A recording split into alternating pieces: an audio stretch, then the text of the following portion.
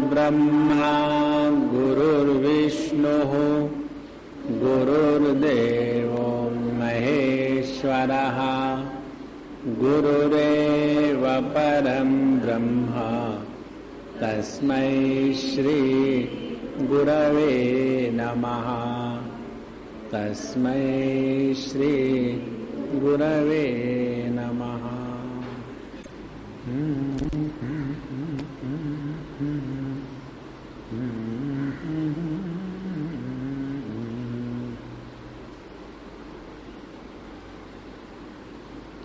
तत्व के प्राप्ति के लिए, जिसको शास्त्रीय भाषा में कहते हैं श्रेयस के लिए, आवश्यकता है कुछ प्राथमिक चीजों की।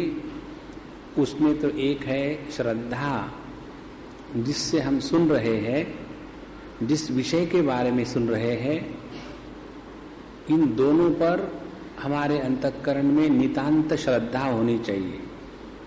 जब तक हम अज्ञान के क्षेत्र में है तो शक्ति आती है श्रद्धा के बल से। तो पहली बात ये बताई। फिर दूसरी बात ये बताई कि इस तत्व को प्राप्त करने के लिए हम चाहे कितने भी उपाय करें, कितनी भी बुद्धि को लगावे, तर्क करें, लेकिन उस सब में सफलता तब मिलती है जब ईश्वर अनुग्रह होता है। ईश्वर के अनुग्रह के सिवा कोई भी साधना सफल नहीं होती। और इस ईश्वर के अनुग्रह को लेने के लिए आवश्यकता है कि हम अपने जीवन में उपासना प्रारंभ करें। तो उपासना किसकी करें? उपासना उसकी करें कि जो व्यक्ति समर्थ हो, सामर्थ्यशाली हो। तो किस प्रकार से विचार? जब इस जगत की कोई भी वस्तु को जो अवयव युक्त है, जिसमें कोई आकार प्रकार है, तो उसको निर्माण करने वाला कोई तो भी स्वीकार किया जाता है, क्योंकि प्रत्येक क्रिया के पीछे बुद्धि होना आवश्यक है। और उसी प्रकार से ये जगत, इसका भी कोई निर्माता है। पहले ये बात समझ लें। दूसरी बात, जैसे जब हम इस भौतिक जगत में भी व्यावहारिक दृष्टि से जब कोई हमारी सेवा नौकरी के रूप में करता है तो उसकी हम भलाई करते हैं, लेकिन उसके बदले में। लेकिन यदि कोई हमारी सेवा निष्काम भाव से करता है तो उसका जो फल है वो नियमों से लागू नहीं होता। उसी प्रकार से जब हम अपने जीवन में भगवान की उपासना सकाम भाव से करते हैं अर्थ प्राप्ति के लिए, तो उसमें हमारे जीवन में जो प्राप्तव्य है वो तो भगवान दे देंगे। लेकिन जब हमारी उपासना निष्काम भाव से हो जाती है तो इस संपूर्ण जगत को चलाने वाले जो परमात्मा है, भगवान है, वो ऐसे भक्त के लिए सभी नियम जो है वो बांध करके अलग रख देते हैं। आपको याद होगा पिछली बार ये विचार बहुत सुंदर आया था। प्रारब्ध का विषय उनके लिए है कि जो भगवान से विमुख है। उनके लिए बताते हैं कि आपने बुरा कर्म किया इसलिए ऐसा प्रारब्ध आया, और आपने अच्छा कर्म किया इसलिए ऐसी बात निर्माण हुई। तो यह कर्म, कर्म का सिद्धांत, कर्म के नियम, प्रारब्ध इत्यादि, ये सभी के सभी जो भगवान विमुख है उनके लिए है। लेकिन जो भगवान के भक्त है उनके लिए तो इसका चक्कर है ही नहीं, क्योंकि जो भगवान के भक्त है वो तो हर चीज को प्रभु का प्रसाद के रूप में स्वीकार करते। तो जीवन में जो प्रसाद हमको मिलता है वो प्रसाद प्रारब्धवश नहीं मिलता, प्रसाद हमेशा मिलता है अनुग्रहवश। तो हमारे कर्तृत्वाभिमान से प्रेरित होकर के और स्वार्थ के द्वारा जब हम कोई कर्म करते हैं तो उसमें कर्म सिद्धांत लागू हो जाता है। लेकिन जब हम अपने जीवन में निष्काम भाव से परमात्मा की उपासना करते हैं तो सभी प्रकार के जो नियम है वो समाप्त हो जाते हैं। इसलिए जो परमात्मा की शक्ति है उसमें हम अपने आप को इस प्रकार से लगा देवे कि प्रभु हमारे तरफ ध्यान कर रहा है, तो भगवान की निष्काम भाव से उपासना करनी चाहिए। और जब हम भगवान की निष्काम भाव से उपासना करते हैं तो कहते हैं सर्वं जानाति तत्काले फलम दद्याच सत्वरम आर्तमर्थार्थिनं देवः तदर्थेनाभियोजितुं स्वनियत्या कर्मपाकं प्रतीक्ष फलमादिशेत् निर्हेतुक उपासकं स्वम अनन्य शरणं विभुः ज्ञात्वा सर्वात्मना तस्य योगक्षेमवहो भवेत् अप्रतीक्षं कर्मपाकं नियतिं स्वाम विधूय च। जब हम जगत में देखते हैं कि कोई व्यक्ति हमारी सकाम भाव से सेवा करते हैं तो उसके लिए नियम होते हैं। जो नौकरी करते हैं उनके लिए नियम है, इतने बजे आना है, आना ही है। If you are late you are punish.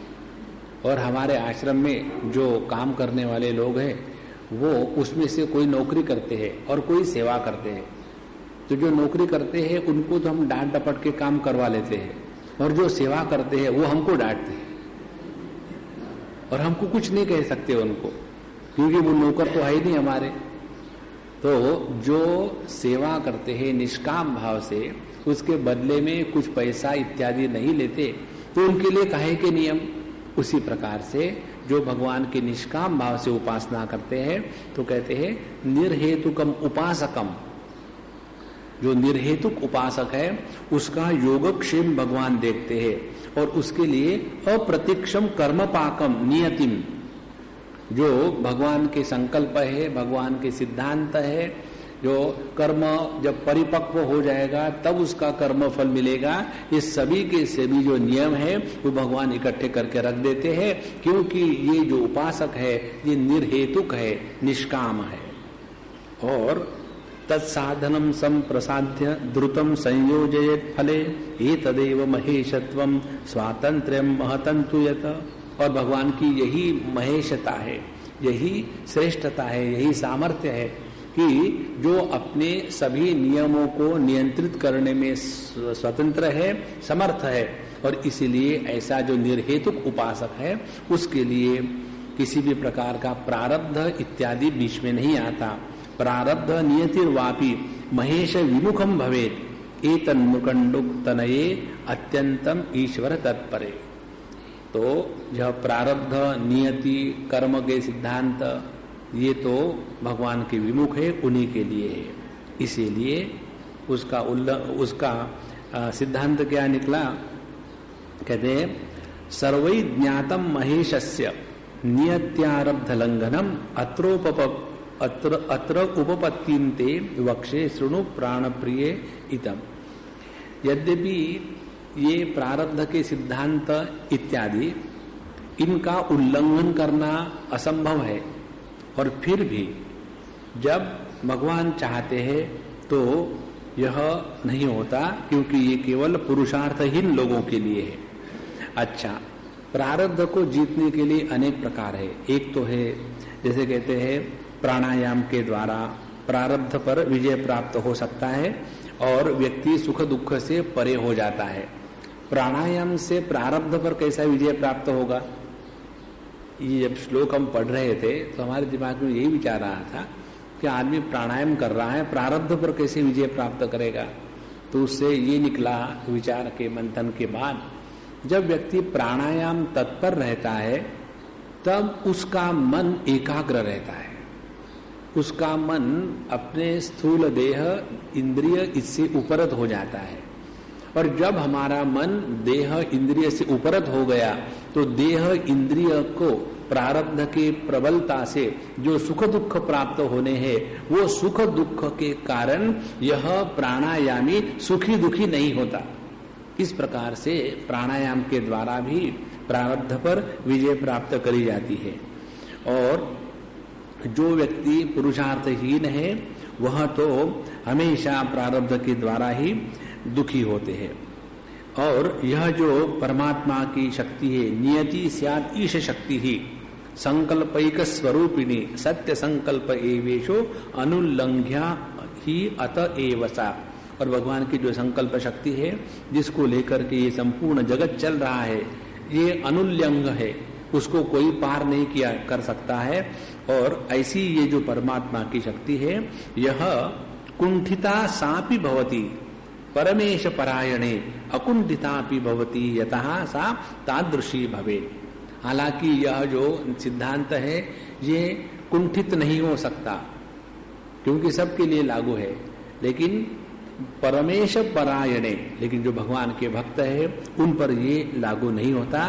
तस्मात्, इसीलिए हेमलेखा अपने पति शिष्य को कह रही है, हेमचूड़ को, तस्मात् कुतर्कम संत्यज्य महेशम शरणी कुरु अहेतुकतया सत्वाम नियोजयति श्रेयसी। इसीलिए इस चक्कर में मत पड़ो कि अब मैं कौन सी साधना करूं और क्या करूं, उस चक्कर में मत पड़ो। अपने आप को परमात्मा की उपासना में लगा दो। देखो भैया, ये बहुत आवश्यक बात है।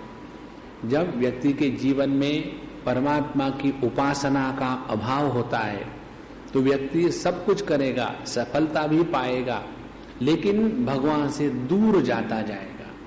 तो अपने जीवन का दुख जो है वो परमात्मा से विमुख होना। तस्मात् कुतर्कम संत्यज्य, सभी प्रकार के कुतर्क का त्याग करके भगवान के शरण हो जाओ, और फिर वही परमात्मा हमारे लिए जो योग्य प्रकार की व्यवस्था है वो कर देते हैं। एतावदेव सोपानम प्रथमम क्षेम सौधकम एतद् विहाय चान्यत्र नास्ति षट् फल संभवः। श्रुत्वेत्थम वचनम राम हेमचूड़ प्रियोदितम प्रपच्छ भुजस्ताम कांताम अतिहृष्ट मनास्तदा। तो यही प्रथम सोपान है अपने जीवन में परमात्मा के प्राप्ति का। कौन सा? जीवन में उपासना नित्य निरंतर होनी चाहिए। जैसे समर्थ रामदास स्वामी कहते हैं, उपासनेला दृढ़ता लवावे। जीवन में उपासना को दृढ़ता से करना है, और ये उपासना 2-3 प्रकार की, इस पर हम थोड़ा विचार करेंगे। एक तो उपासना ये है कि उपासना माने जीवन को नियम से चलाना। अपने जीवन में नियमों का आदर होना चाहिए। हम उठते कब है, सोते कब है, बैठते कब है, खाते कब है, और उनके लिए क्या क्या करना है, क्या क्या नहीं करना है। जीवन में नियम होना आवश्यक है, पहली बात। दूसरी बात, जब हम अपना ऐसा जीवन, सामाजिक जीवन नियम से जीते हैं, तो दूसरी बात आती है भगवान के नामस्मरण की। तो उपासना में सबसे प्रबल यदि कोई अंग है तो भगवान का नामस्मरण। और यह नामस्मरण लेने की प्रक्रिया अनेक है। इसमें से जिसके द्वारा हमको स्वयं को लाभ हुआ है और जिसमें हमको स्पष्टता आ गई है, वो ये है कि हम भगवान का नाम अपने श्वासों के साथ ले। जैसे हम, हमारे गुरु ने जो मंत्र दिया है हरि ओम, उसका जप करते हैं, तो आपका जो इष्ट मंत्र होगा उसी का करिए, बदलने की कोई जरूरत नहीं। ये हईच नहीं तो ले लेना फ्री में।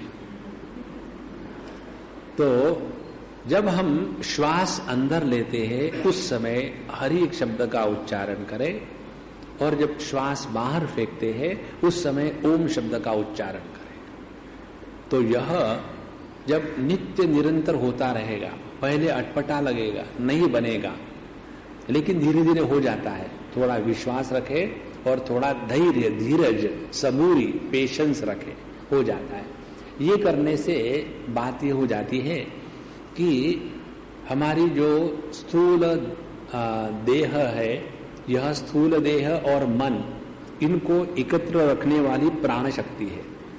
और ये प्राण शक्ति, जब ज्ञान शक्ति माने मन, इनके साथ नहीं होगी तो ये मन का देह पर जो प्रभाव है, पकड़ है, वो बड़ी दृढ़ हो जाती है। और यदि हमको इस देह से अपने मन को छुड़ाना है, माने अपने मन से देह को छोड़ देना है, यदि ये करना है तो उसके लिए पहली आवश्यकता ये है कि ये मन को, जो प्राण शक्ति है, जो अन्नमय कोश और मनोमय कोश के बीच में है, इस प्राण शक्ति के साथ इस मनोमय कोश को सिंक्रोनाइज करना है, एक दूसरे को मदद वाले करना है। और ये तब हो जाता है जब हम भगवान का नाम लेते समय यह सिंक्रोनाइजेशन करें, and it has to be done consciously. तो जब हम शांत होकर के बैठते हैं, अपने इष्ट देवता गुरु महाराज, उनका स्मरण किया, आसन पर बैठे, आंखें बंद कर ली और इसमें शुरू कर दिया, अंदर गई हवा, हरि ओम हरि ओम हरि ओम। इसमें अनेक साधनाएं अपने आप हो जाती है।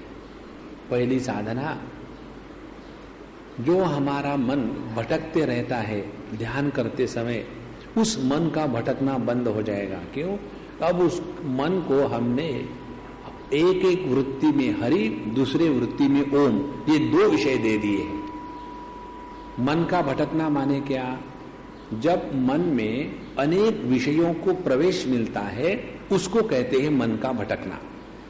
जब ये अपने श्वासोश्वसन के साथ जब इस मन को बता दिया भाई तुम्हारा ये काम है, तो उसको लगा दो, तो पहले 2-4 बार करेगा, फिर भटकेगा, तो कोई बात नहीं। शनै शनै उपरमेत बुद्ध्या धृति गृहीतया आत्मसंस्थम मन कृत्वा न किंचिदपि चिंतयेत्। उसके लिए इसके पहले श्लोक में भगवान बताते हैं 6वें अध्याय में, संकल्प प्रभवान कामान त्यक्त्वा सर्वान अशेषता। तो हमारे मन में किसी भी प्रकार के संकल्प, ये करना है, वो करना है, ऐसा करेंगे, वैसा करेंगे, कोई संकल्प नहीं। तो इस प्रकार से जब हम नाम स्मरण के साथ हमारे श्वासों को जुड़ाते हैं, तो इसके द्वारा मन भटकना बंद हो जाता है। दूसरी बात, यदि ये ठीक से हुआ तो हमारी जो प्राण शक्ति है, भिन्न इंद्रिय, ज्ञानेन्द्रिय, कर्मेंद्रिय, उनमें से इनको बहिर्मुखी बनाती है। वो बहिर्मुखित्व अपने आप कम हो जाता है। जो इस प्रकार का जप करता है, जिसको योग की भाषा में सोहम साधना कहते हैं। चाहे आप सोहम कहो, चाहे राम राम कहो, चाहे कृष्ण कृष्ण कहो, वो सवाल नहीं। सवाल ये है कि क्या हम अपने सांसों के साथ इस नाम को जोड़ रहे हैं, ये महत्व की बात है। अब ये जब हम करते रहेंगे तो हमारे इंद्रिय अपने आप, उनकी जो बाहर जाने की प्रवृत्ति है वो कम हो जाएगी, और मन का जो अनेक विषयों में भटकना है वो कम हो जाएगा। और ये जितना हम करते रहेंगे धीरे धीरे धीरे, उससे परिणाम ये होगा कि हमारा स्थूल देह और जगत के विषय माने जागृत अवस्था अब हमको परेशान करना कम कर दे। तो पहले अपनी उपासना के द्वारा यह जागृत अवस्था का प्रभाव हम पर कम करना है। तो एतावदेव सोपानम प्रथमम क्षेम सौधकम एतद्विहाय चान्यत्र न अस्ति ईषद फल संभवा। तो जब तक ये उपासना हम नहीं करेंगे, तब तक के इस क्षेम सौध माने यह जो मुक्ति का राजमहल है, इस मुक्ति के राजमहल में हमको प्रवेश नहीं मिल सकता। और अब बता रहे हैं भगवान दत्तात्रेय जी परशुराम जी को, कहते हैं श्रुत्वा इत्थम वचनम राम। हे राम, हे परशुराम जी, भगवान कहते हैं कि इस प्रकार का वचन सुनने के बाद हेमचूड़ प्रिया उदितम, उनकी जो पत्नी थी, उन्होंने बताया हुआ ये वचन सुनने के बाद पप्रच्छ भूयस्ताम, उसके बाद फिर उसने दूसरा प्रश्न पूछा। क्या प्रश्न पूछा?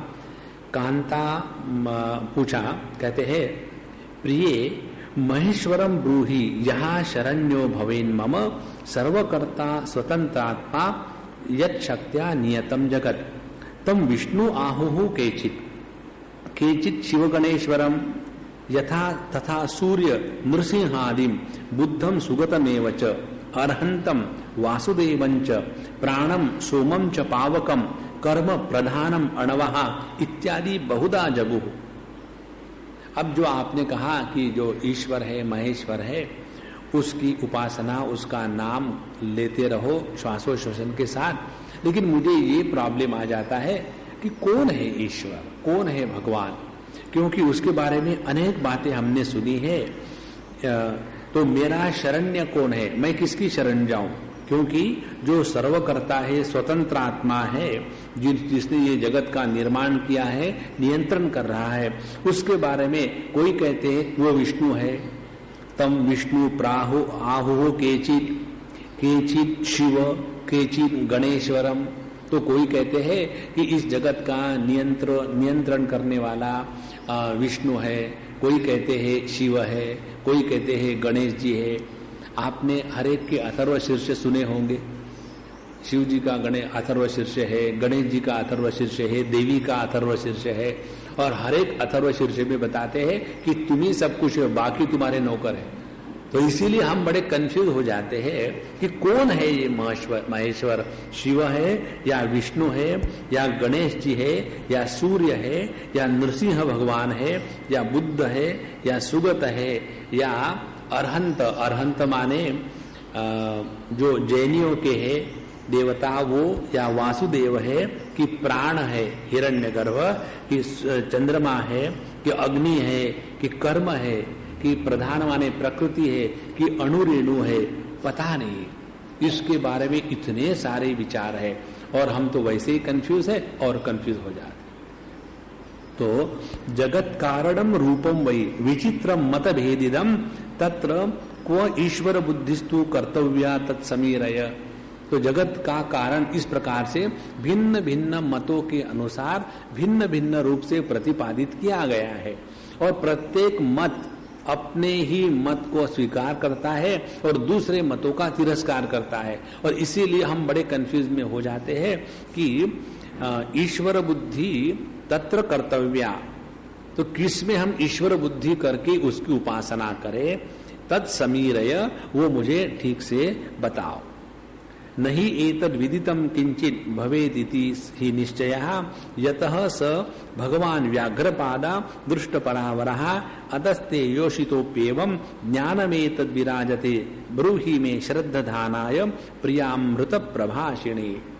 अब पहले यही हेमचूड़ था, जब उसने अपने पत्नी से वो कहानी सुनी थी, मेरी एक माँ थी और फिर उसने मुझे एक सखी दे दी खेलने के लिए। तो वो जब कहानी सुनी तो यही हेमचूड़ था, कहता था कि पता नहीं तुम जैसे सपने में कोई बकवास करता है वैसी बकवास कर रही हो, तुमको भी समझ में आ रहा है तुम क्या बोली जा रही हो।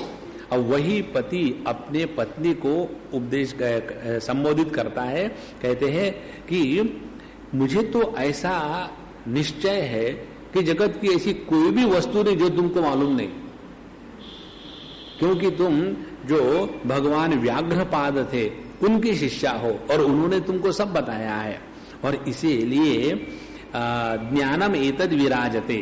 तो हालांकि तुम स्त्री हो फिर भी तुम में यह संपूर्ण ज्ञान पूर्ण रूप से उपलब्ध है। देखो कितना मनुष्य अपने स्थूल देह के साथ तादात्म्य होता है, फिर भी बात करते समय उसने अपने पत्नी को सब कुछ मान लिया, फिर भी एक अटंगा आ गया। हालांकि तुम स्त्री हो फिर भी तुमको सब कुछ आता है ना?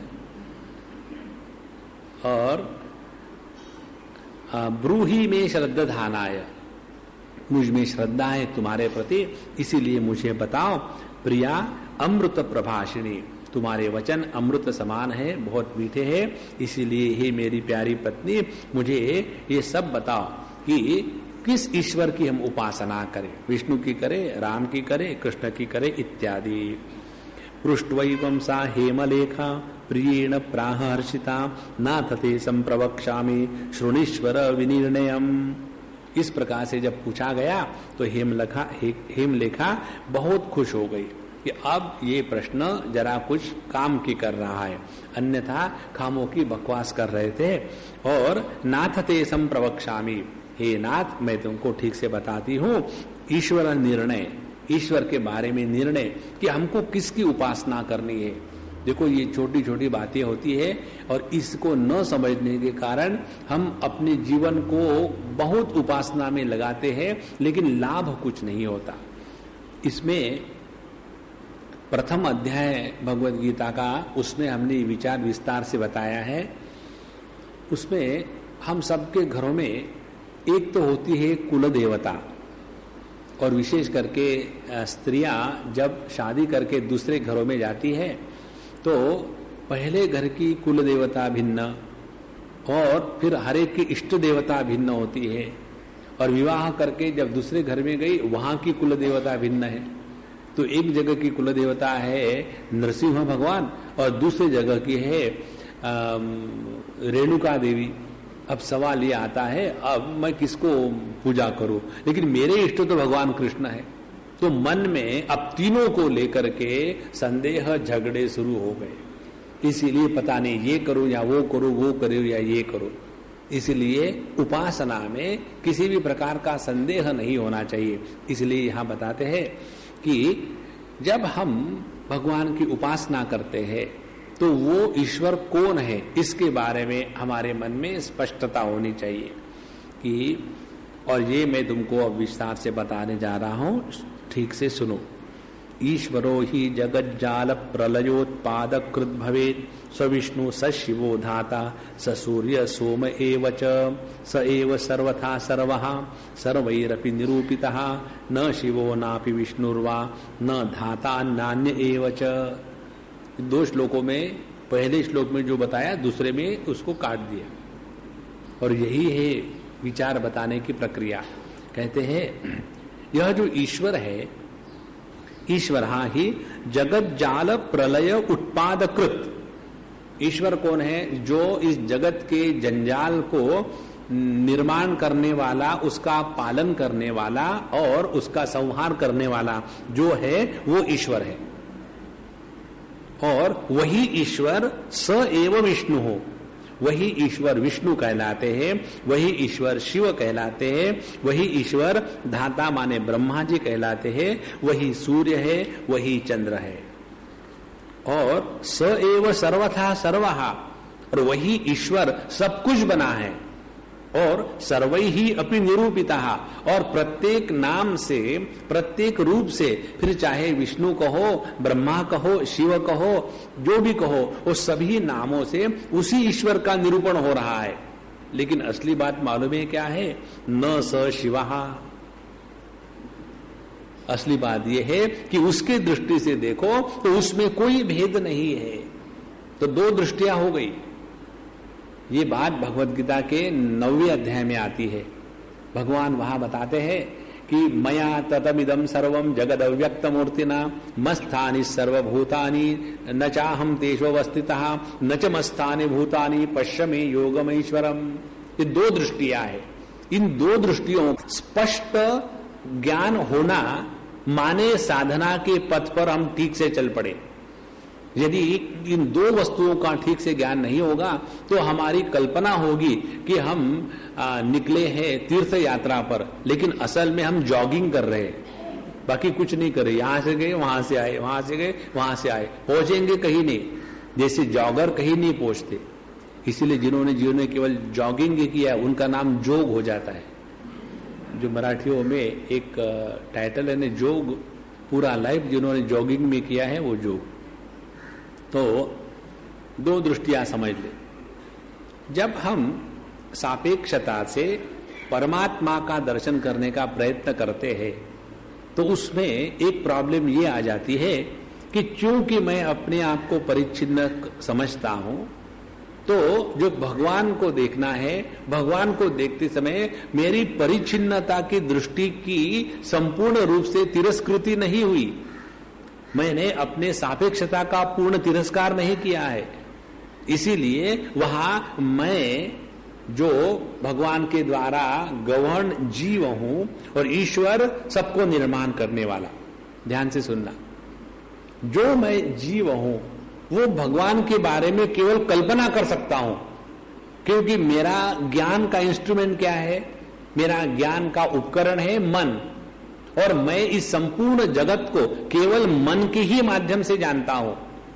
तो जैसे हम इस पुस्तक को जानते हैं मन के माध्यम से, आप हमारे शब्द सुन रहे हो मन के माध्यम से, और यदि आप किसी चीज को नहीं जानते हो लेकिन उसके बारे में कुछ जानना चाहते हो, तो पहली प्रक्रिया क्या करेंगे, हम अपने मन के द्वारा उस वस्तु के बारे में कल्पना करेंगे। जैसे एक लड़का है या लड़की है, अब उसके स्वातंत्र्य के दिन समाप्त हो गए और उसके बाद उसने सोचा कि मुझे विवाह करना है, इसको कहते प्रारब्ध। तो उसके मन में विवाह का विचार उत्पन्न हो गया। अब विवाह का विचार उत्पन्न होने के बाद उसने अपने पत्नी को या होने वाले पत्नी को देखा तो नहीं, तो फिर क्या करता है, वो कल्पना करता है कि मेरी पत्नी ऐसी होगी, इतनी सुंदर होगी और ज्यादा चौड़ी नहीं होगी और अच्छे घर की होगी और गोरी गोरी पान होगी, और कल्पना। और ये कल्पना किसके द्वारा हो रही है, मन के द्वारा हो रही है। माने अज्ञात वस्तु को जानने का जीव के द्वारा जो प्रयत्न है वो केवल कल्पना मात्र होता है, ये सिद्धांत। और यह जो जीव फिर भगवान के बारे में शास्त्रों में अनेक विषय विचार बताए हैं, तो किसी एक विचार को ये जीव पकड़ लेता है। तो कोई कहेगा कि मेरे तो गिरिधर गोपाल दूसरा न कोई, और दूसरा कहेगा कि रामस्य बसौ हृदय मोरे, तीसरा कहेगा कि मुझे कुछ नहीं चाहिए, मुझे तो मेरे गणपति बापा मोरया। इस प्रकार से प्रत्येक व्यक्ति परमात्मा के एक स्वरूप को पकड़ करके उसी कल्पना में रहता है। माने हमारे द्वारा जो भगवान को स्वीकार किया गया है वह स्वीकृति अपने कल्पना की ही है, वास्तविक नहीं है। इसीलिए जब हम सापेक्षता से, from the relative stand point, जब हम संपूर्णता का दर्शन करने का प्रयत्न करते हैं, तो वो जो प्रयत्न है वो केवल कल्पना का ही है, काल्पनिक है, वास्तविक नहीं है। इसीलिए फिर संत शास्त्र क्या कहते हैं कि वही सब कुछ है। जिसको तुम विष्णु कह रहे हो हे वैष्णवाइट्स, उसी को शैवाइट्स शिव कहते हैं, उसी को शाक्त देवी कहते हैं, उसी को गाणपत्य गणपति कहते हैं, उसी को सौर्य सूर्य कहते हैं। इस प्रकार से हमने भगवान के अनेक रूपों को परमात्मा या ईश्वर के रूप में स्वीकार किया। इसीलिए कहते स एव सर्वथा सर्वहा सर्वहि अपि निरूपितः। लेकिन परमात्मा की दृष्टि से देखो तो, परमात्मा के दृष्टि से देखो तो न शिवः न अपि विष्णु हो। देखो ये सापेक्षता का अर्थ ठीक से समझ लेना। जब व्यक्ति अकेला है तो आदमी है, और जब वो सापेक्षता में फंस जाता है तो पति बन गया। जैसे पति बना माने बनावटी, पति बन गया तो उसके साथ कितने सारे वो चीजें बन गया। वो सन इन लॉ बन गया, ब्रदर इन लॉ बन गया, और पुत्र पिता बन गया। तो इतनी सारी चीजें बनने के बाद उसके बारे में हम क्या कहेंगे कि सपति ही वही पति है, वह सन इन लॉ, स ब्रदर इन लॉ, वही सब कुछ है। लेकिन उस आदमी की दृष्टि से देखो तो, आदमी की दृष्टि से देखो तो ना तो मैं पति हूं, ना तो मैं सन इन लॉ हूं, ना तो कुछ हूं। इस प्रकार से दोनों दृष्टि से जब हमारे विचार स्पष्ट हो जाएंगे तब जाकर के ध्यानाभ्यास होता है। इसीलिए जब तक हमने अपने आप को परिच्छिन्न स्वीकार किया है, जब तक हमने जगत को प्रत्यक्ष रूप में अनात्मा भाव से स्वीकार किया है, तब तक कि हमने भगवान को, ईश्वर को परोक्ष रखा है। और ये परोक्षता का दर्शन शास्त्रों के माध्यम से हमको संत लोग कराते हैं कि वही विष्णु है, वही राम है, वही कृष्ण है। लेकिन जब परमात्मा की दृष्टि से देखेंगे तो उनमें यह 5 प्रकार के कोई भेद नहीं है। ना तो वो सूर्य है, ना तो चंद्रमा है, ना तो विष्णु है, ना तो गणपति है। इसलिए न शिवो नापि विष्णुर्वा न धाता न अन्य एवच एतत्ते संप्रवक्ष्यामि शृण्वत्यंत समाहितः कर्तारं शिवमाहुस्ते पंचवक्त्रम त्रिलोचनम। अब ये सिद्धांत समझने के बाद अगली बात मैं बताती हूं, जरा सुनो। कहते हैं एतत्ते संप्रवक्ष्यामि। अब मैं तुमको इसके ये जो विचित्र बात है कि वही सब कुछ है लेकिन वो कुछ नहीं है। जैसे हमारे स्वामी जी अंग्रेजी में कहते थे, they are in me but I am not in them. तो वो मुझ में है लेकिन मैं उनमें नहीं हूं। तो किस प्रकार से है? संप्रवक्ष्यामि, मैं ठीक से बताने जा रहा हूं।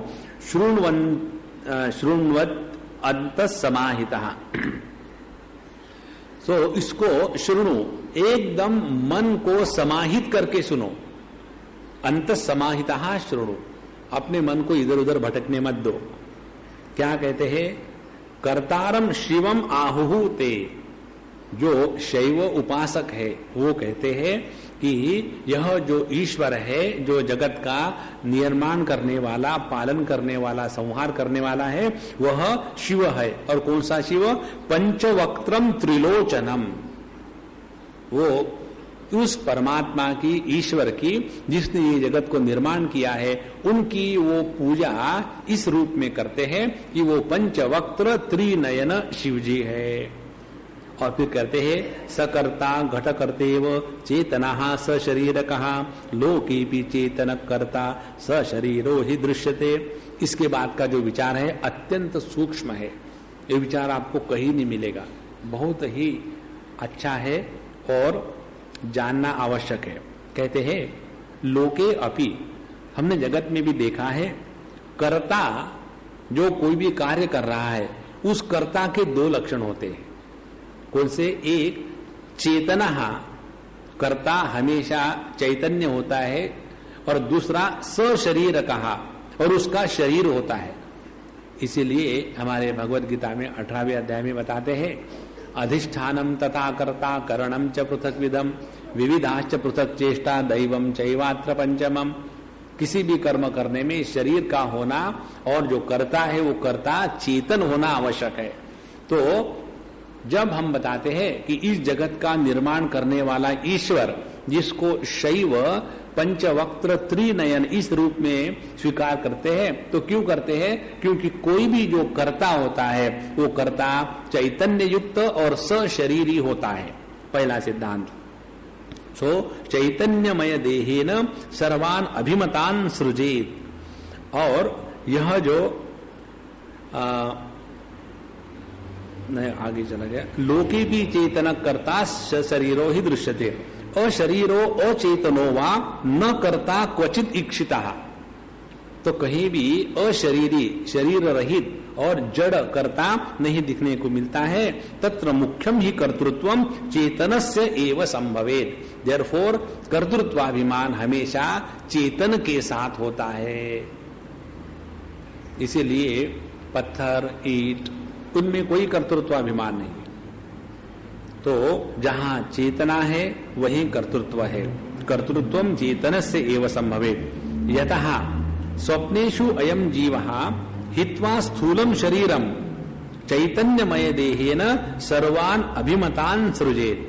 जिस प्रकार से यह जो जीव है जागृत अवस्था से उपरत होने के पश्चात जब स्वप्नावस्था में अनुभव करता है तो वो जीव भी वह चैतन्यमय देहेन, उस समय उसका देह चैतन्यमय होता है और उसी के द्वारा सर्वान अभिमतान सृजेत, जो अपनी इच्छाओं के अनुसार स्वप्न सृष्टि निर्माण करता है। अतः देयरफॉर शरीरम करणम कार्य कर्तुहु चिदात्मनः। इसलिए जो चैतन्य युक्त करता है, चिदात्मनः कर्तु शरीरम करणम, कार्य, किसी भी कर्म को करने के लिए यह जो स्थूल शरीर है, यह करण है, ये साधन है। और जीवानाम करणापेक्षा यतो अपूर्णा स्वतंत्रता, और कहते हैं यह जो आवश्यकता है कौन सी, चेतना की होने की और चेतना को शरीर के माध्यम से कार्यान्वित करने की, ये आवश्यकता सभी जीव मात्र को है। क्योंकि यतः अपूर्णा, क्योंकि वो अपूर्ण है, तो अपूर्णता के कारण उनको किसी भी कर्म को या कर्ता को निर्माण कर्म को या कार्य को करने के लिए यह स्थूल शरीर की आवश्यकता है। लेकिन अब आगे आते हैं, भगवान स्तु जगत कर्ता पूर्ण स्वातंत्र योगतः। तो जीव एक तो परिच्छिन्न है, अपूर्ण, और उसमें स्वतंत्रता का अभाव है। जीव स्वतंत्र नहीं है। लेकिन भगवान की बात क्या है कि भगवान स्तु जगत कर्ता पूर्णत्वात् पूर्ण स्वातंत्र योगतः, उसमें भगवान में किसी भी प्रकार का बंधन नहीं है, स्वतंत्र है। और इसीलिए अनपेक्षैव यत्किंचित सृजति अविकलम जगत, और इसीलिए संपूर्ण सृष्टि का निर्माण भगवान बिना किसी शरीर के निर्माण करते हैं। देखो सिद्धांत क्या सिद्ध हुआ। जहां तक कि जीव का सवाल है, जीव को अभिव्यक्त होने के लिए स्थूल शरीर की आवश्यकता है। यदि इस जीव को स्थूल शरीर नहीं मिला तो जीव अपने सुख दुख का भोग करने के लिए संभव नहीं हो सकता। इसीलिए आप लोगों ने भागवत पढ़ा होगा, वहां जो दुंदुभी है वो जब उसको, दुंदुभी ने धुंधुकारी, उसको जब वो गोकर्ण जी भागवत कथा सुनाते हैं तो वो क्षण क्षण में भिन्न भिन्न रूप धारण करता था। तो उन्होंने पूछा, गोकर्ण में तुम कौन हो? कभी तुम मनुष्य बन के आते हो, कभी बकरी बन करके आते हो, कभी भैंसा बन करके आते हो, तुम्हारा रूप क्या है? तो बोले, मैं तो प्रेतात्मा हूं, मेरा रूप नहीं है, क्योंकि वह वायुमय शरीर होता है। इसीलिए यदि उसको सुनना है भागवत कथा तो किसी स्थूल का आधार लेना चाहिए। इसीलिए वो जो जीव है प्रेतात्मा, वो उस बांबू के अंदर में जो सुशिर है, छिद्र है, उसमें जाकर के बैठता है। फिर उसका एक आकार है, एकदम एक तानता आ जाती है। और जब वो भागवत कथा सुन रहा है तो धीरे धीरे एक एक ग्रंथि भेदन हो करके वो 7 गांठें टूट जाती है। माने ये जो षड चक्र भेदन है उसको तोड़ करके फिर वो अपने स्वरूप में एक हो जाता है। तो यह जो ईश्वर है उसको इस प्रकार के शरीर इत्यादि की आवश्यकता नहीं, जैसे जीव को आवश्यकता है। अतः शरीरम नास्तेव हेष मुख्य विनिश्चय। इसीलिए जो परमात्मा है, ईश्वर है, जो इस जगत का निर्माण करने वाला है, वो भले कर्ता हो, लेकिन वो कर्ता होने में और जीव के कर्ता होने में यही फर्क है। जीव कर्ता तब बन सकता है जब स्थूल शरीर के साथ उसका संबंध हो, तभी वो कोई कार्य कर सकता है। लेकिन ईश्वर जो इस जगत का निर्माण करने वाला है, वो किसी स्थूल देह के आधार के सिवा भी इस जगत का निर्माण करने वाला है। ही एष मुख्य विनिश्चय। अन्यथा लोकवत कर्तुः उपादानाश्रयो भवेत्। यदि ये स्वीकार नहीं करेंगे तो क्या होगा? जैसे जो जीव करता है वो अपने देह का आधार लेकर ही यदि कर्म कर रहा है, तो इस प्रकार से परमात्मा या ईश्वर वो भी किसी दूसरे पर अवलंबित होगा।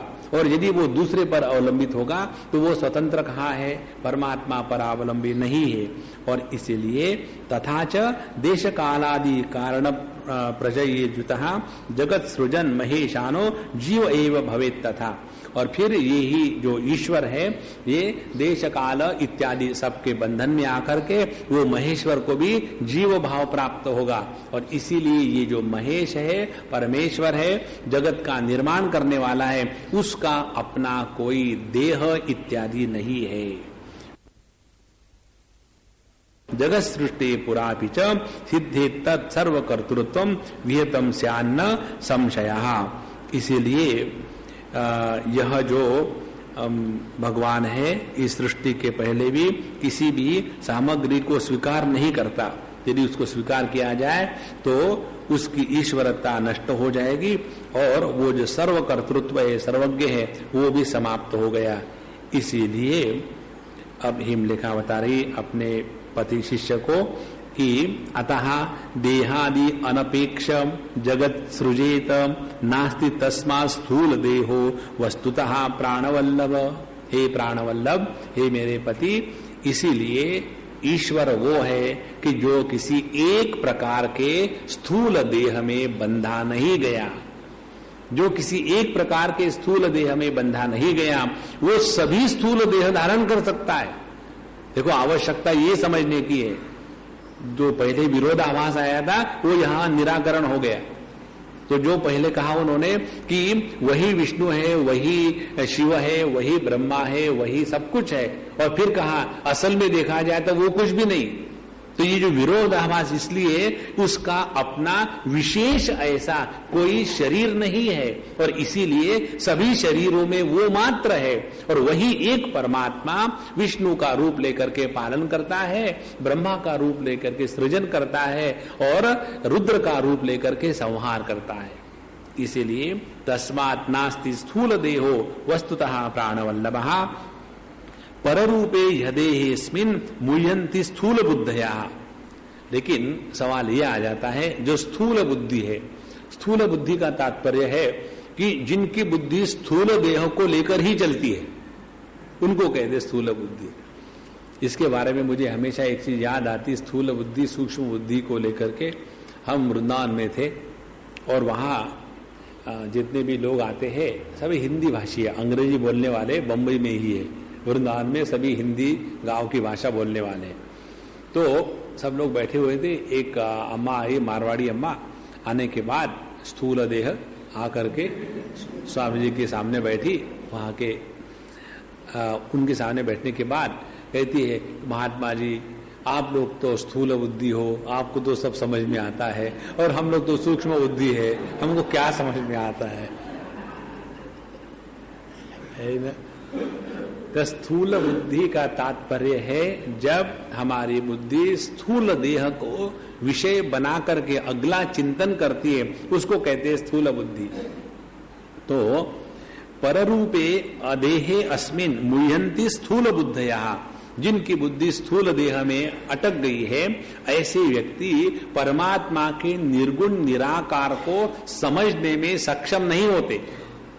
तो पररूपे अदेहे अस्मिन् स्थूल बुद्धयः मुह्यन्ति, और इसीलिए भक्ति युक्ताश्च तैहि ध्यातः यत्र यत्र यथा यथा तथा धत्ते अनेक रूपम भक्त चिंतामणि स्वयं अतः चेतन एतेन तद्देहस्याच्चितिः परा। और इसीलिए क्योंकि ये जो स्थूल देहधारी है उनको परमात्मा का निर्गुण निराकार समझ में नहीं आता, इसीलिए वे स्थूल बुद्धि लोग भक्ति युक्ता, और तय ही उस स्थूल बुद्धि के द्वारा, भक्ति के द्वारा भगवान का यत्र यत्र यथा यथा, जहां जहां जैसा जैसा उनको समझ में आए तैसा तैसा अनेक रूपम धत्ते, उसी एक भगवान को, एक ईश्वर को अनेक रूप में समझते हैं, और फिर वही परमात्मा उस रूप में चिंतामणि के रूप में अभिव्यक्त होकर के उस भक्त की इच्छाओं को पूर्ण करता है। ये यथा माम प्रपद्यन्ते तांस तथैव भजाम्यहम् मम वर्तमानुवर्तन्ते मनुष्या पार्थ सर्वशः। भगवान को इसमें डाउट नहीं होता कभी। इसने तो पिछले बार आया तो इसने तो विष्णु कहा था और आज ये ओम नमः शिवाय कर रहा, कंफ्यूज हो गया क्या? हम भले कंफ्यूज हो, भगवान कंफ्यूज नहीं होते, क्योंकि उनको मालूम है सभी नाम मेरे ही है, सभी रूप मेरे ही है। इस प्रकार से अतः चेतन एतेन तद्देहास्याच्चिति परा, और इसीलिए यह चैतन्य ही भगवान का शरीर है। तो भगवान इस चेतना के माध्यम से अभिव्यक्त हो रहे, तो जहां जहां चेतना है वहां वहां परमात्मा का दर्शन करें।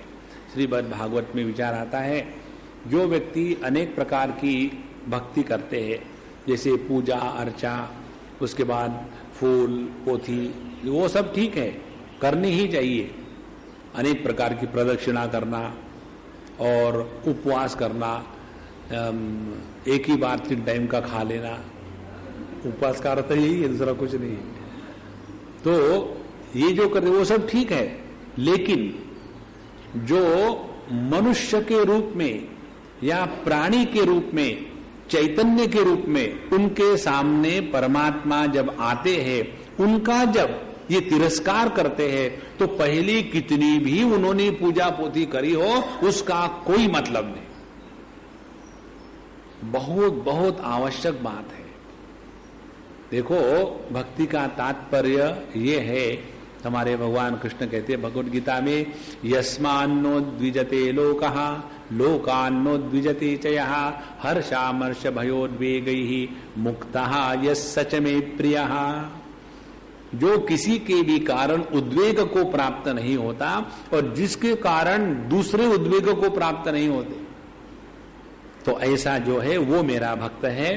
तो यही चिति, यही चेतना, यही चैतन्य, यही कॉन्शियसनेस, इसी को कहते हैं भगवान का शरीर। सो चितिरेव महासत्ता सम्राज्ञी परमेश्वरी त्रिपुरा भासते यस्याम अविभिन्ना विभिन्नवद। अब देखो, यही एकमात्र चैतन्य है जो अभिन्न है, इसमें भिन्नता नहीं है। जैसे आप माताओं में होने वाली जो चेतना है वो कोई स्त्रीलिंगी चेतना नहीं है, और पुरुषों में होने वाली चेतना वो कोई पुल्लिंगी चेतना नहीं है। उसी प्रकार से मैं जो बोल रहा हूं यह कोई टॉकिंग चेतना नहीं है, और आप जो है वो कोई लिसनिंग चेतना नहीं है। इसी एक चैतन्य के माध्यम में ही स्त्री पुरुष, बोलने वाला सुनने वाला, ये विभिन्नवत आभाति, ऐसा लगता है कि मानो ये भिन्नता को प्राप्त हो गई है, लेकिन है अभिन्न मात्र। इस चेतना के तरफ हमारा ध्यान हो, और यही उपासना है। तो चितिरेव महासत्ता सम्राज्ञी परमेश्वरी त्रिपुरा भासते यस्याम अविभिन्ना विभिन्नवद। किस प्रकार से? आदर्श नगर प्रख्यम जगद एतच्चराचरम तद्रूपैकत्वस्तत्र न उत्तम अधम भावना। तो यह संपूर्ण जगत इस एक चैतन्य में, एक पराचिति में, इस त्रिपुरा देवी में किस प्रकार से भासता है? तो कहते हैं आदर्श नगर प्रख्यम। जिस प्रकार से दर्पण में यह जगत या नगर दिख रहा हो, तो इसके बारे में भी हमने आपको पिछले बार बताया था, इसको ठीक से समझ लेना। यही संपूर्ण साधना का मूल है।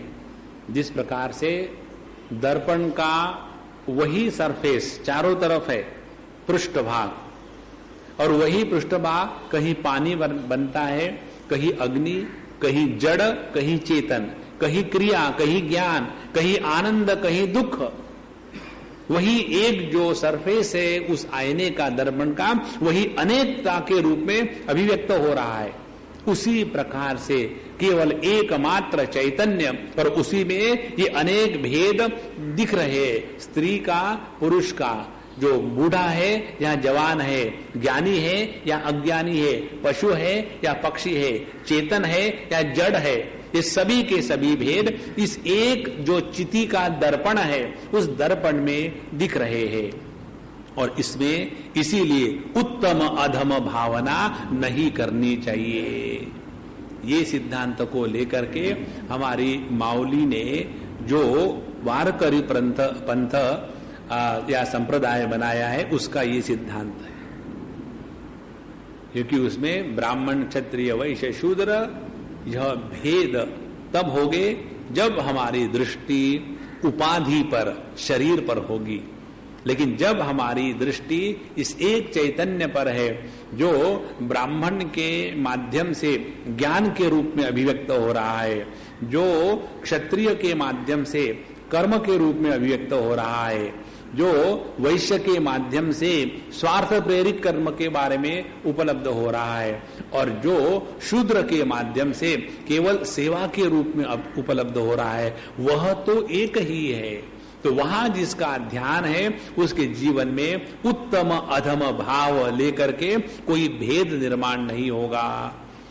इसलिए न उत्तम अधम भावना तत्र, अपरे तु स्वरूपे ही कल्पितम मुख्यतादि ही तस्मात् प्राज्ञ उपासीत परम रूपम ही निष्कलम। तो जो अपर रूप है परमात्मा का, तो परमात्मा के दो रूप हो गए। हमारा मुंडकोपनिषद बताता है कि द्वे विद्ये वेदितव्ये परा चैवा पराच तत्रा परा। उसमें अपरा विद्या कौन सी है? तो कहते हैं ऋग्वेद, यजुर्वेद, सामवेद, अथर्व विद्या, शिक्षा, कल्प, व्याकरणम, निरुक्तम, छंदम, ज्योतिषमिति।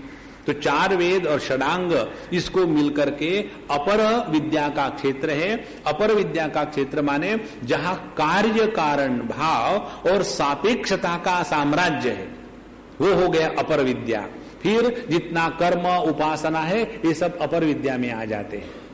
लेकिन परा क्या है? परा यया तद अक्षरम अधिगम्यते। परा विद्या वो है कि जिसके द्वारा उस अक्षर तत्व का ज्ञान या अनुभूति प्राप्त हो जाती है।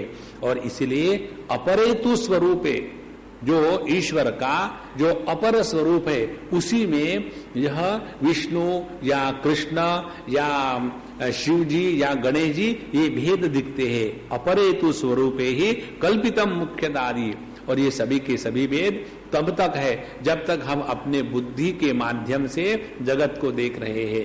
जहां हमने बुद्धि का त्याग करके चैतन्य के माध्यम से जगत का दर्शन करना शुरू कर दिया, तब पता चलेगा कि इस जगत में मेरे सिवा दूसरा कोई है ही नहीं। तो तस्मात् प्राज्ञः उपासीत। इसीलिए साधक ने हमेशा उपासना करनी चाहिए किसकी? परम रूपम निष्कलम। निष्कल, जिसमें किसी प्रकार के कलाओं का भाव नहीं है, माने निर्माण करने वाला या नाश करने वाला या संभाल करने वाला, ये भिन्न भिन्न कलाएं, इसको छोड़ करके उस परम निष्कलम रूपम उपासित। तो यह जो निष्कल रूप है परमात्मा का, जो शुद्ध पवित्र, जिसमें द्वैत का लांछन नहीं है, ऐसे अद्वैत तत्व की उपासना करनी चाहिए। और यह अद्वैत तत्व की उपासना केवल ज्ञान के द्वारा हो सकती है और बाकी किसी के द्वारा नहीं हो सकती। इसीलिए अपने आप को जब हम इस अद्वैत रूप में समझ लेंगे, जान लेंगे, तभी हमारी उपासना पूर्ण है। तस्मात् प्राज्ञः उपासीत। ध्यान से सुनना। प्राज्ञ शब्द का तात्पर्य एक तो है कि जो अपने आप को परिच्छिन्न समझता है वो प्राज्ञ। प्रकर्षेण अज्ञ प्राज्ञ। तो मैं जीव हूं और मुझे कुछ प्राप्त करना है, मुझे यहां जाना है, मुझे वहां जाना है, ये तो प्राज्ञ की एक परिभाषा होगी। प्राज्ञ का दूसरा अर्थ है, हमारे वेदांत शास्त्र में बताते हैं कि हमारे तीन व्यक्तित्व है। और वो तीन व्यक्तित्व है, जब हम जागृत अवस्था के अनुभव करता होते हैं तब उसको विश्व कहते हैं। जब हम स्वप्नावस्था के अनुभव करता है तब उसको तेजस कहते हैं। और जब हम सुषुप्ति के अनुभव करता होते हैं तब उसको प्राज्ञ कहते हैं। तो जो ध्यानाभ्यास करने वाला है, ध्यानाभ्यास करने वाला विश्व नहीं होता, ध्यानाभ्यास करने वाला तेजस नहीं होता, ध्यानाभ्यास करने वाला प्राज्ञ होता है। क्योंकि जब हम ध्यानाभ्यास करने के लिए बैठते हैं तो उसमें पहली क्या बात है, हम जागृत जगत का तिरस्कार करते हैं। तो उसके साथ जागृत अवस्था का अभिमानी या अनुभव करने वाला जो जागृत पुरुष या वेकर है उसको भी हमने फेंक दिया। उसके बाद दूसरी बात, जब हम ध्यान का अभ्यास करते हैं, जब साक्षी भाव हम जागृत कर रहे हैं, तो उसमें सूक्ष्म देह के जो अनेक विचार विकल्प है, काम क्रोध लोभ इत्यादि, उनका तिरस्कार करते हैं और इसीलिए उनके साथ तेजस भी चला जाता है। अब तीसरी बात बची रहती है और उसी को हमको समझना है, और वो है प्राज्ञ। और प्राज्ञ क्या कर रहा है, वो कल्पना कर रहा है कि शिवोहम शिवोहम, लेकिन लोग समझते नहीं क्या किया जाए, शिवोहम शिवोहम। तो अपने आप को प्रयत्न के द्वारा वो परमात्मा बना रहा है, माने उसने ये कल्पना कर ली है कि मैं परमात्मा नहीं हूं और इसीलिए प्रयत्न कर रहा है। माने अपने स्वरूप को न जानना, यही प्राज्ञ का लक्षण है। और इसीलिए प्राज्ञा तस्मात् परम रूपम निष्कलम उपासीत। इसीलिए हमारी जो ध्यानाभ्यास की प्रक्रिया है उसमें कुछ हमको प्राप्तव्य नहीं है, और इस प्राप्तव्य नहीं है इसके लिए जब तक ये स्पष्ट नहीं होता विचार कि किसी भी प्रकार की परिच्छिन्नता मुझे परिच्छिन्न नहीं कर सकती, जगत के वस्तुओं का होना न होना मुझ पर कोई हानि लाभ नहीं है, यह स्थूल शरीर के साथ जब मैं रहता हूं तभी इसका महत्व है, जब मैं स्वप्न में गया तो वहां स्थूल देह का कोई महत्व नहीं, जब सुषुप्ति अवस्था में उसमें स्थूल और सूक्ष्म दोनों देहों का महत्व नहीं, और जब मैं यहां से सुषुप्ति अवस्था में से भी हट करके जब समाधि के अभ्यास में जाता हूं तो वहां स्थूल देह, सूक्ष्म देह, कारण देह, इन तीनों के अभाव में ही मेरा अस्तित्व ज्यों का त्यों है, और इसीलिए मैं अपरिच्छिन्न हूं, और वही एक मैं सभी देहों के माध्यम से अभिव्यक्त हो रहा हूं। जब तक ये ज्ञान पक्का नहीं होता तब तक के हम केवल यह प्राज्ञ बनकर ही रहेंगे और सुखी दुखी होते रहेंगे। इसीलिए तस्मात् प्राज्ञः उपासीत परम रूपम ही निष्कलम, और असमर्थ स्थूल रूपम यद बुद्धौ संगतम दृढ़म तदुपासा हेतुतस्तु श्रेय प्राप्नोत्यनुत्तमम नान्यथास्य गति क्वापि भवेद वै कोटि जन्म भी। इसलिए जो व्यक्ति इस निर्गुण निराकार तत्व की उपासना नहीं कर सकता, नेवर माइंड, तो करे क्या?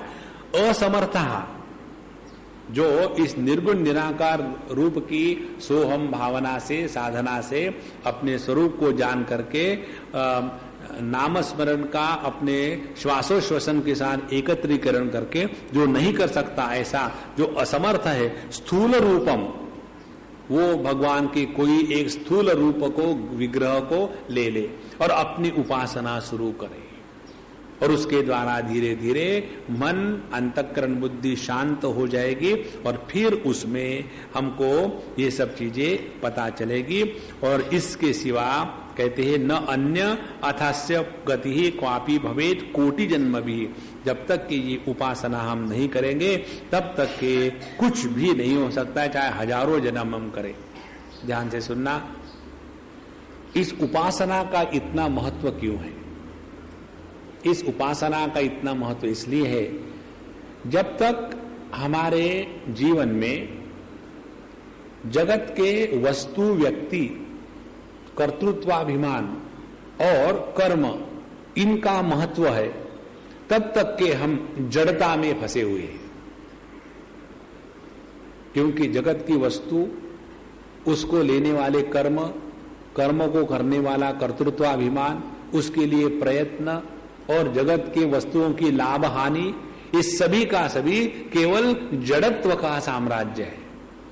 तो इस जड़त्व के साम्राज्य से उठने के लिए डायरेक्टली हम अपने स्वरूप को नहीं जान सकते, इसीलिए ये एक बीच में की स्टेज है। और वो कौन सी स्टेज है? वो है हम भगवान की उपासना प्रारंभ कर दे, इसीलिए उपासना का महत्व है। जरा ध्यान से सुनना, जीव भी चेतन है, और जो भगवान का हमारा उपास्य के रूप में विग्रह है, जिस भगवान की हम किसी विशेष रूप में उपासना करते हैं, देवी या विष्णु या शिव, वो भी भगवान का रूप है, वो भी चेतना युक्त है। लेकिन ये दो चेतनाओं में क्या फर्क है? इन दो चेतनाओं में जो फर्क है, वही फर्क हमको अपने जड़ता से हटा देगा। ध्यान से सुनना, जो कर्म, जगत के वस्तु, कर्म को प्राप्त करने के प्रयत्न, कर्तृत्वाभिमान, ये सब जड़ता के साम्राज्य में है। जिस भगवान की हम उपासना कर रहे हैं किसी विग्रह के रूप में, वो परमात्मा उस जड़ता में आने के बाद भी जड़त्व को प्राप्त नहीं होता। इसीलिए जब भगवान के विग्रह को हम छूते हैं तो पत्थर को नहीं छूते। यदि भगवान के विग्रह को छूने के बाद यदि ये कल्पना होए कि हमने तो पत्थर को हाथ लगाया है, तो पत्थर को ही हाथ लगाएगा, और किसको लगाएगा? इसीलिए ये मूलभूत अंतर है कि जब हम भगवान के विग्रह की पूजा अर्चा करते हैं तो वो जड़ वस्तु नहीं है, पहली बात। दूसरी बात, जब मैं जो साधना करने वाला जीव हूं, इस जीव में दो भाग है, एक है जड़ भाग और एक है चैतन्य भाग। तो जब हमारे जीव में जड़ता का साम्राज्य या महत्व होता है तब हम कर्म और जगत के वस्तु की प्राप्ति इत्यादि में लिप्त हो जाते हैं। और जब इसी जीव के जीवन में जब चैतन्य का प्राधान्य हो जाता है तो वो जगत के वस्तुओं के प्राप्ति में उसका मन नहीं लगता, फिर उसका मन लगता है भगवान की उपासना करने में। और इस प्रकार से धीरे धीरे उसके जीवन में चेतना या कॉन्शियसनेस इसका इतना महत्व बढ़ जाता है कि उसकी दृष्टि अब जड़त्व का त्याग करके चेतना का दर्शन करने के लिए सक्षम हो जाती है। इसीलिए साधु संतों के जीवन में जो आता है, जैसे नामदेव महाराज जाते थे और विट्ठल भगवान को खाना खिलाते थे, तो हम लोगों को लगता है ये तो कहानियां है KG1 KG2 के लिए, हम क्विंटल है इसलिए KG समझ में नहीं आता। तो इस उपासना के द्वारा हम जड़त्व का त्याग करके चैतन्य के प्रदेश में प्रवेश करते हैं। अब एक बार ये चैतन्य के प्रदेश में प्रवेश करने के बाद फिर तीसरी जो स्टेज है वो ये है कि यह चेतना मेरा असली स्वरूप है और इस चेतना के दृष्टि से देखा जाए तो कोई भी भेद नहीं, उसमें ना तो स्त्री का भेद है, ना तो पुरुष का भेद है, ना तो पशु पक्षी का भेद है, ना तो ईंट पत्थर का भेद है। इस शुद्ध चैतन्य के दृष्टि से जब जगत का दर्शन करो तो उसमें भेद होते हुए भी भेद भाव नहीं है।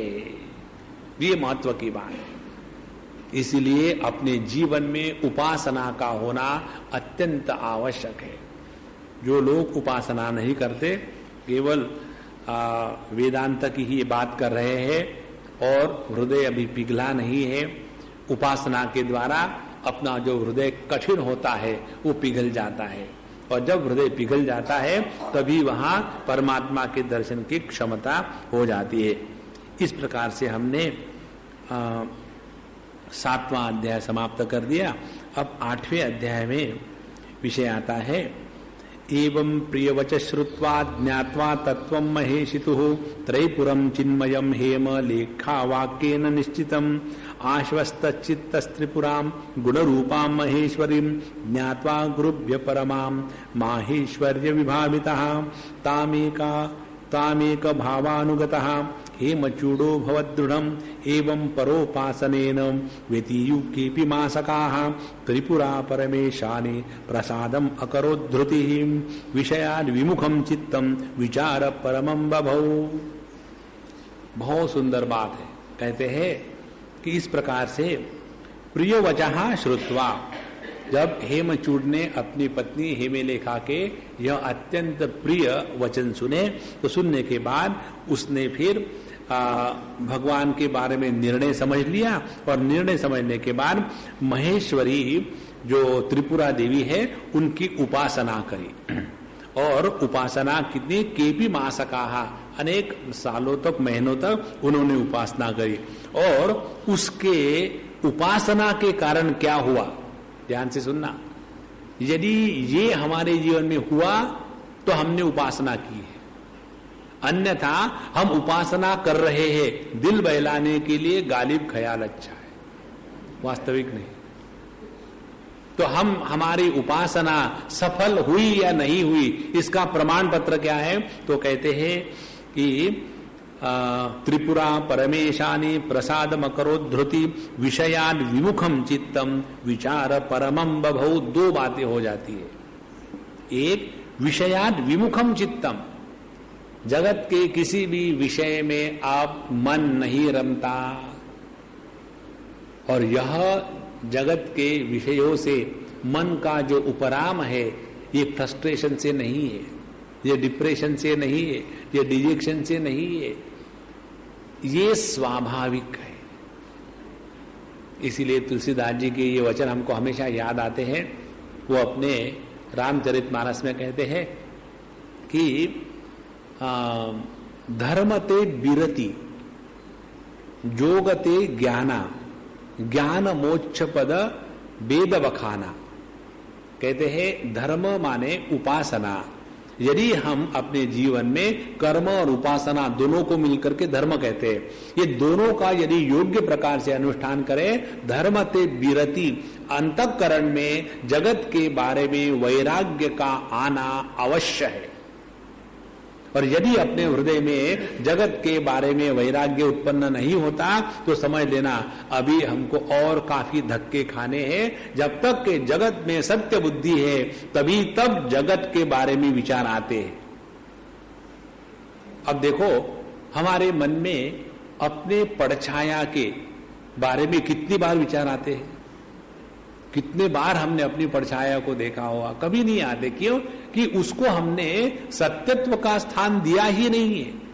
उसी प्रकार से जब तक इस जगत को हमने सत्य मान के रखा है तभी तक इस जगत के वस्तु व्यक्तियों के बारे में मन में विचार आएंगे। वस्तुओं के बारे में मन में विचार दो प्रकार से आते हैं। वो वस्तु को हमको प्राप्त करना है और जो प्राप्त हुई है उनको संभाल के रखना है, योगक्षेमम। और दूसरे व्यक्तियों के बारे में दो विचार आते हैं कि एक व्यक्ति अच्छा है, दूसरा बुरा है। तो जब तक हमारी बुद्धि जगत के विषयों को लेकर के योगक्षेम की चिंता में लगी हुई है और जब तक के जगत के लोगों को देख करके उनकी स्तुति या निंदा करने की प्रवृत्ति बनी है, तब तक के हमारी उपासना पूर्ण नहीं हुई। कल हम हमारे सांदीपनी में शाम को भागवत की कथा ले रहे थे। उसमें भगवान श्री कृष्ण 11वें स्कंध में उद्धव जी को बताते हैं परमार्थ निरूपण के प्रसंग में कि हे उद्धव जी, मनुष्य ने अपने जीवन में किसी की निंदा या स्तुति नहीं करनी चाहिए। उसका उन्होंने कारण बताया, वेदांत के दृष्टि से बताया कि मनुष्य ने किसी की निंदा स्तुति इसलिए नहीं करनी चाहिए क्योंकि जब हम किसी की निंदा स्तुति करते हैं तो उस व्यक्ति के अस्तित्व को सत्यत्व देते हैं। लेकिन सत्य केवल मैं ही हूं, मेरे सिवा जो अहम नहीं है वो सब झूठ है। और इसीलिए जब हमने समझो कोई सिनेमा देखा तो सिनेमा में कोई कैरेक्टर होगा तो कोई बड़ा क्रूर है, गब्बर सिंह वाला, तो उस गब्बर सिंह को लेकर के मन में कभी दुख नहीं होता। ऑन द कॉन्ट्ररी, जिसने वो गब्बर सिंह का काम किया है उस एक्टर को देख करके आदर होता है, इसने बहुत बढ़िया एक्टिंग करी। लेकिन जो गब्बर सिंह का रोल है, जो कैरेक्टर है, उसको लेकर के क्रोध नहीं आता, घृणा नहीं आती। क्यों? कि वो झूठ मूठ का है, काल्पनिक है। उसी प्रकार से इस जगत के किसी भी व्यक्ति को लेकर के मन में यदि निंदा और स्तुति के वचन उत्पन्न हुए तो हमने उस वस्तु को और व्यक्ति को सत्यता की स्थिति दे दी है। और इसीलिए जब हम ही दूसरों को कहते हैं आओ मुझे मारो और वो मारेंगे तो दुखी होने की क्या बात है। तो हमने ही इस जगत के वस्तुओं को, व्यक्तियों को सत्यत्व प्रदान किया है। उनमें कोई सत्ता नहीं है, हमारी ही सत्ता उधार ली और हम पर ही राज करने लग गए। जैसे आजकल के पॉलिटिशियन हमारी ही वोट लिए और हम पर ही राज कर रहे हैं। तो इसीलिए कहते हैं विषयाद विमुखम चित्तम, तो हमारा चित्त विषयों से विमुख हो जाए और विचार परमम बभौ। दूसरी बात, हमारा चित्त विषय से विमुख होगा सुषुप्ति अवस्था में भी, लेकिन उसमें विचार परमम बभौ, उस चित्त में परमात्मा के विचार प्रारंभ हो जाते हैं। कस्तम को हम कुत आयात कामे जननी को मेतात इति परिभाव सर्वम असारम। इस प्रकार का जितना हमारा परिभावना विचार है ये हो जाता है। सो एतावत् दुर्लभम लोके परानुग्रहमांतराम विचार प्रवणम चित्तम जन्मुख्यम मोक्ष कारणम। अब मोक्ष का मुख्य कारण ना कर्म है ना उपासना है। ध्यान से सुनना। न कर्मणा न प्रजया धने न त्यागे न के अमृतत्व मानसो।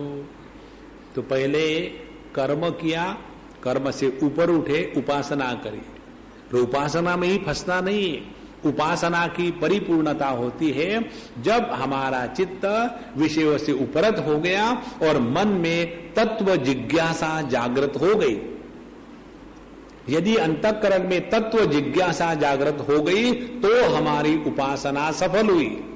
नहीं तो उपासना करने के बाद हर बार गए देवी के पास कि मुझे ऐसा कर दो, मैं तुमको एक बकरा चढ़ाऊंगा, मुझे वैसा कर दो, मैं एक तुमको मुर्गी चढ़ाऊंगा। इस प्रकार से हम उपासना में केवल व्यापार ही करते रहते हैं, तो वो हो गई सकाम उपासना।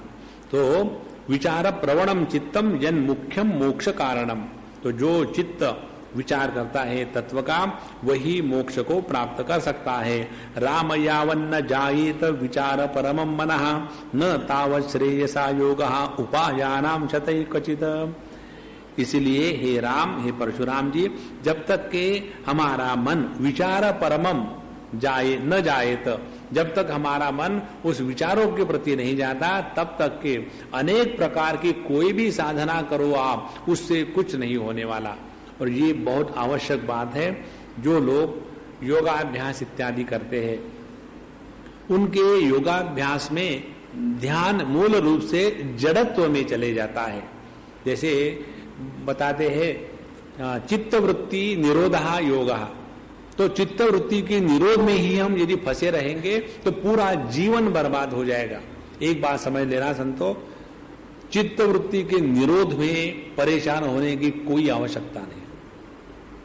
उसको चित्तवृत्ति को निरोध करके करेंगे क्या? सो जाओ, निरोधी करना है तो फिर करे क्या? अपने उस चित्त को या मन को प्रभु के नाम में लगा दो। उसको पकड़ने का, उसको निरोध करने का, उसको डिसिप्लिन करने का, पनिशमेंट करने की कोई आवश्यकता नहीं। उस मन में जितने प्रभु ठस ठस के भर देंगे उतना हमारा मन हमको कभी भी कोई परेशानी नहीं करेगा। तो ऐसा जो अंतःकरण या मन प्रभु के विचारों से पूर्ण हो जाता है, वही विचार की क्षमता जागृत हो जाती है, क्योंकि अब हमारे हृदय में प्रभु आ गए हैं। न तावत् श्रेयसः योगः उपायानाम शतैः क्वचित्। इसके सिवा कोई भी उपाय करे और यदि हमारा मन विचार प्रमुख नहीं हुआ तो कुछ नहीं हो सकता।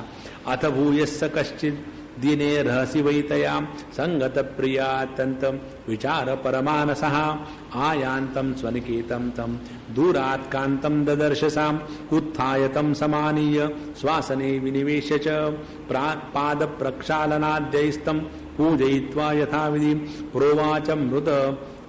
प्रोवाचान्मृद निश्चंद सुंदरम परमं वचः प्रेष्टत्वामद्य पश्यामि चिराय ननुते वपुः निरुजं पश्चिदासीद् वै यतो रोगास्पदं वपुः। यहाँ तक दत्तात्रेय भगवान ने राम जी को बता दिया, परशुराम जी को। अब फिर कहानी शुरू होती है कि अथ, उसके बाद उन्होंने कई दिनों तक, माने हेमचूड़ ने कई दिनों तक यह तपस्या करी, उपासना करी, और एक दिन वो सहसा अपने पत्नी के पास चले आए। जब पत्नी के पास स्वनिकेतम आयातम, तो जब वो अपने पति के पास उनके मकान में आए तो कांतम ददर्शसा, तो उन्होंने अपने पति को जब देखा तो तुरंत उठ करके सामने अगवानी करके उनको लाया, आसन पर बिठाया, उनके पाद प्रक्षालन इत्यादि किया, उनकी पूजा करी यथाविधि, और अत्यंत मधुर वचन बोले, कहे हे प्रेष्ठ, हे मेरे प्रिय प्राणपति, मैंने तुमको कई दिनों से नहीं देखा था, कहाँ गए थे? कहीं तुम्हारी तबीयत तो ठीक है? क्योंकि शरीर जो है, शरीर तो सभी रोगों का मकान है, कहीं तुम्हारी तबीयत तो ठीक नहीं है? ऐसा तो नहीं। तम माम आचक्ष वृत्तांतम यतो नाहम श्रुतातया ननु मासम माम असमालोक्य चाप्रभाष्य कदापि दे। और मैंने हमेशा जाना है कि आपको तो मेरे सिवा एक क्षण नहीं जाता, और आप तो मैं जब तो कोई बताती नहीं हो बात, कुछ करते नहीं हो, इतने मेरे पर अवलंबित हो। और मुझे आश्चर्य लगता है कि इतने महीनों तक कहाँ चले गए थे? स्वप्ने वापी कुतो न्यत्र एवं भूत अद्भुत कथम रात्रिस्त्वयानीता चैकापि सम युग सम्मिता। और तुम तो मेरे सिवा रात को एक क्षण भी नहीं सो सकते हो, लेकिन अब कितने महीनों से मैं तुम्हारे पास नहीं थी, हम दोनों साथ नहीं थे, और फिर भी तुमने इतनी जो रातें तुम कहते थे कि तुम्हारे सिवा एक रात युग के समान होती है, वो तुम्हारे सब डायलॉग कहाँ चले गए, तुम कहाँ गए थे, समझ में नहीं आया था। विना माम च क्षणोपेक युग कल्प सुदुस्सहा, मेरे सिवा तो उनको एक क्षण भी कल्प के समान दुख देता था, तो तुम कहां चले गए थे। इस प्रकार से उन्होंने अपने पति से वार्तालाप किया। इति उक्त्वा सा समाश्लिष्य खिन्न इव अभूत क्षणम ततः, ऐसा करके उन्होंने अपने पति को जोर से गाढ़ आलिंगन दिया और मानो झूठ मूठ में बड़ी दुखी हो गई, तुम्हारे सिवा मैं तो बड़ी दुखी हूं। इस प्रकार का जब उन्होंने नाटक किया, वो शिष्य की परीक्षा चल रही है और शिष्य निकला पक्का। और सोपी प्रिया समाश्लिष्ट नेशद वित कृति माययो प्राह प्रिय न मामेवं विमोहयितुम अर्हसि।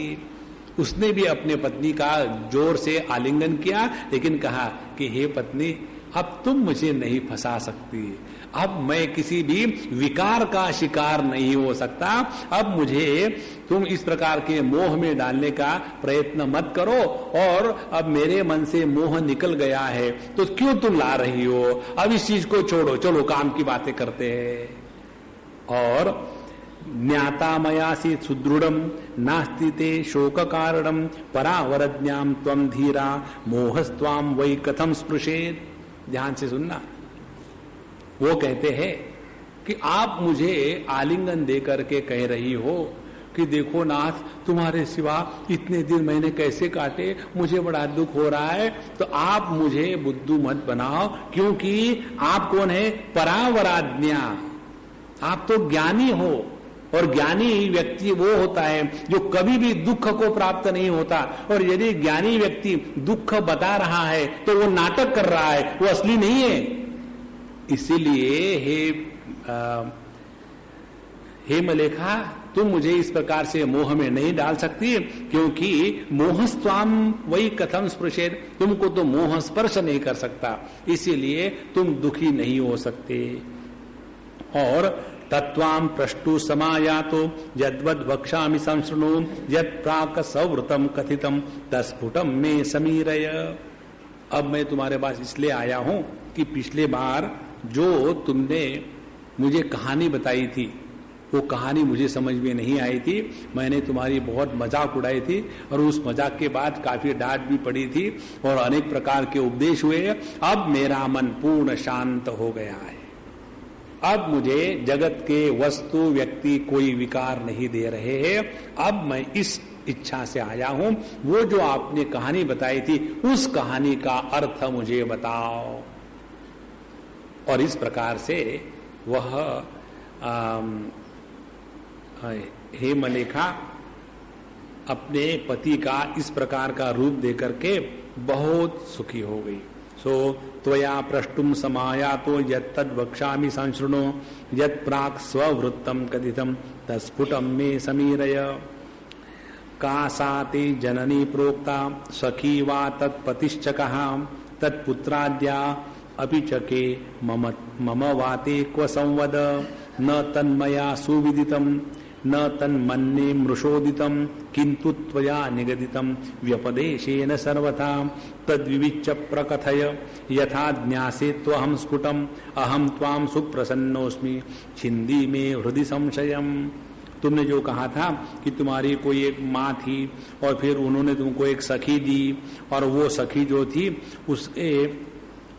उसकी एक कोई कुलटा स्त्री थी, और फिर उसके साथ शादी हो गई, फिर उसके 2 बच्चे हो गए, और उसके बाद ये परेशानी हुई। ये सभी की सभी बातें जो है मुझे अब फिर से समझाओ, क्योंकि तुमने जो बताया था व्यपदेशेन, आपने इस प्रकार की भाषा में बताया था कि जो अत्यंत गूढ़ भाषा है, इसीलिए मुझे इसका आप विस्तार से समझाओ, और ये समझने के बाद ही मैं सुख को प्राप्त करूंगा। ये होने के बाद हे मलेखा अपने पति को यह पूर्ण कहानी का वास्तविक अर्थ क्या है ये बताती है। और ये सभी का सभी हमारे प्रत्येक की जीवन की कहानी है। जो कहानी हेमलेखा ने बताई थी, मेरी एक माँ थी और फिर मेरी माँ ने मुझे खेलने के लिए एक सखी दे दी, लेकिन उस सखी की एक कुलटा दोस्त थी और वो कुलटा के साथ वो सखी मेरी हमेशा रहती थी और उसके साथ रह करके मैं भी उसके साथ रहने लग गई और फिर मैंने उस कुलटा से शादी कर ली और फिर उससे मुझे पुत्र प्राप्त हुआ और इस प्रकार से उन्होंने उसके 5 पुत्र प्राप्त हुए। फिर मैं उनके चक्कर में पड़ा। ये पूरी की पूरी जो कहानी है वो हमारे सब की कहानी है। उसका क्या अर्थ है यह अगले शनिवार को देखेंगे। तब तक के लिए हमें आज्ञा दीजिए। ओम पूर्णमदः पूर्णमिदं पूर्णात् पूर्णमुदच्यते पूर्णस्य पूर्णमादाय पूर्णमेवावशिष्यते। ओम शांति शांति शांति। हरि ओम। श्री गुरुभ्यो नमः। हरि ओम।